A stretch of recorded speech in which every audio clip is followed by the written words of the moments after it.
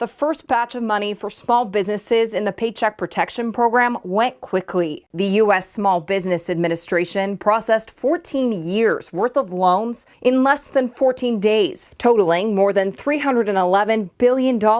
But thousands of small businesses are still in need of financial help they can't get until the nearly $500 billion relief bill passes. If you're sitting on the other side as a small business needing that money for payroll, needing to know what are you going to tell your employees, that's where the stress point was. And we couldn't, as financial institutions, we just couldn't get the dollars to them or the answers to them fast enough. Troy Stang is the president and CEO of the Northwest Credit Union Association, which represents more than 175 credit unions in Oregon, Washington, and Idaho. In the first round, he says they helped 19,000 small businesses get loans to the tune of almost $4 billion.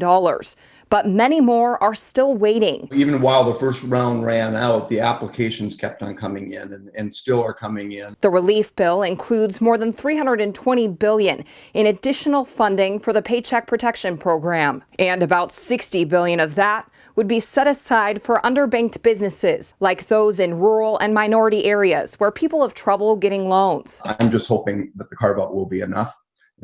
And go far enough and deep enough for our small business environment. Many expect the second round of funding to go just as fast. There might be a few tweaks or fine-tuning on it, but for the most part, Congress is reloading that program. So it should be much easier with much less delay on opening up those pipelines. And you're right, the money may go fast, but we hope we can get answers to the front line where the answers are needed most. The Senate passed the interim spending package Tuesday. The House is expected to vote Thursday. And President Trump said if the bill passed, he would sign it into law. I'm Lindsay Nadrich, KGW News.